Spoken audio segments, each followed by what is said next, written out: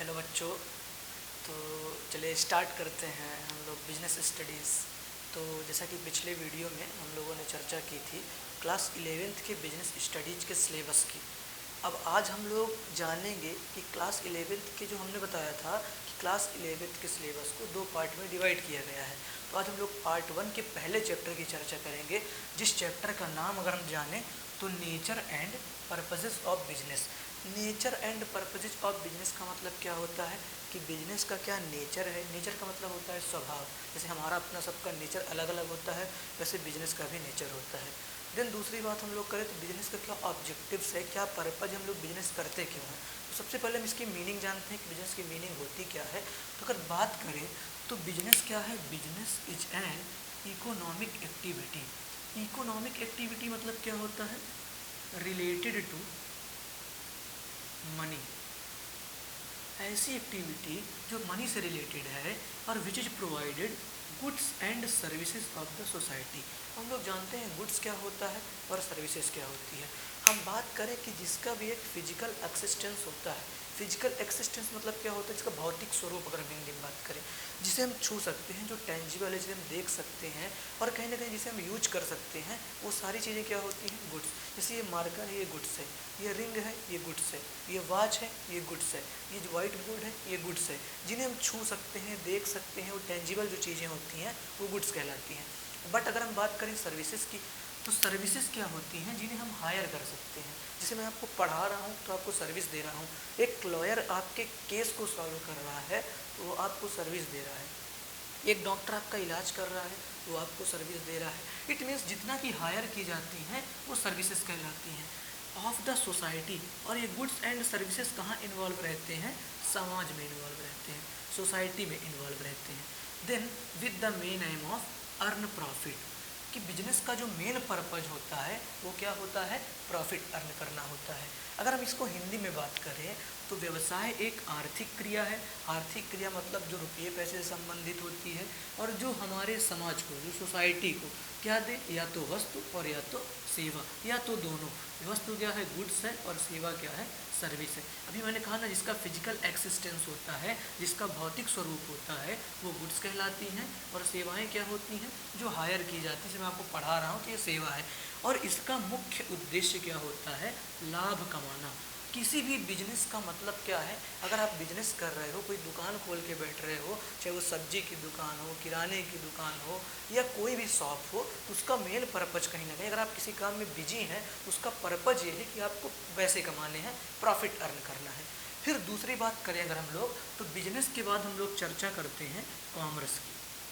कहते हैं कि जिस सब्जेक्ट को हम लोग पढ़ें उसके बारे में सबसे पहले जानना बहुत ज़रूरी है। तो कॉमर्स क्या होता है, तो कॉमर्स की अगर हम लोग बात करें तो कॉमर्स को हम हिंदी में बोलते हैं वाणिज्य। और अगर इसकी बात करें तो the entire economic activity from production to consumer is called commerce. It means production और आया consumer, it means production to consumer तक की ऑल फाइनेंशियल एक्टिविटी या सभी वित्तीय क्रियाएं क्या कहलाती हैं, वाणिज्य कहलाती हैं, कॉमर्स कहलाती हैं। उत्पादन से उपभोक्ता तक की संपूर्ण आर्थिक क्रियाएं वाणिज्य कहलाती हैं। अब उत्पादन से उपभोक्ता तक कैसे पहुंचा जा सकता है, उसका क्या माध्यम हो सकता है, तो उसके बारे में हम डिस्कस करते हैं और डिटेल में डिस्कस करते हैं और आपको बहुत अच्छे से समझ में आएगा। जैसे हम लोग देखते हैं उत्पादन, तो सबसे पहले क्या होता है, उत्पादन। उत्पादन की बात करें तो मान लीजिए हम लेते हैं गेहूँ। अब गेहूँ का उत्पादन कहाँ होगा, खेतों में होगा। एग्रीकल्चर लैंड है ना, यहाँ गेहूँ का उत्पादन हुआ और जैसे ही प्रोडक्शन होगा तो हम उसको कहाँ भेजते हैं, उद्योग भेजते हैं, इंडस्ट्री भेजते हैं। इंडस्ट्री अगर हम गेहूँ के बेस में कहें, जैसे मान लीजिए चक्की, आटा आप कहाँ भेजेंगे, चक्की भेजेंगे आटे, गेहूँ से आटे बनाने के लिए। और इंडस्ट्री कहते किसको हैं, कि जो कि रॉ मटेरियल से फाइनल गुड में माल को कन्वर्ट करे। इट मीन्स कच्ची सामग्री से अंतिम उद्योग, अंतिम माल में परिवर्तन। फिर उसके बाद जैसे ही गेहूं से आटा बनेगा तो ट्रांसपोर्ट की ज़रूरत पड़ेगी, यातायात की ज़रूरत पड़ेगी। और यातायात की ज़रूरत इसलिए पड़ेगी कि उसको हम कहाँ ले जाएंगे, मार्केट में ले जाएंगे।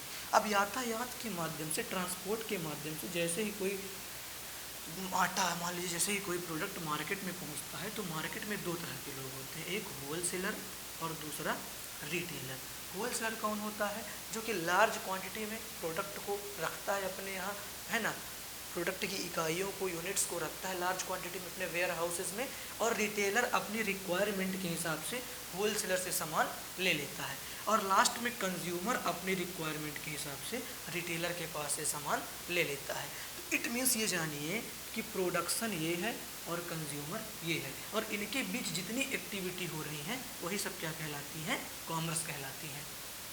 तो आज हमने डिस्कस किया अपने पहले चैप्टर का दो इम्पॉर्टेंट टॉपिक, बिजनेस और कॉमर्स। बिजनेस और कॉमर्स, ये हमारे दो इम्पॉर्टेंट टॉपिक कंप्लीट हमने किए। मुझे उम्मीद है कि आपको वीडियो अच्छा लगा होगा। आप स्क्रीनशॉट इसका ले सकते हैं, और कहीं ना कहीं जब हम किसी काम को स्टार्ट करते हैं तो ज़रूरत पड़ती है सपोर्ट की। आप हमारा सपोर्ट करें, हमारे चैनल को सब्सक्राइब करें, और कमेंट करके ज़रूर बताएं कि आपको वीडियो कैसा लगा, और वीडियो को ज़्यादा से ज़्यादा अपने फ्रेंड्स में शेयर करें ताकि हमारी वीडियो सब तक पहुँचे और कहीं ना कहीं हम अच्छा मटेरियल आपको प्रोवाइड कर सकें। थैंक यू बच्चों, गुड नाइट। कल फिर मिलते हैं आपके साथ एक नए वीडियो के साथ।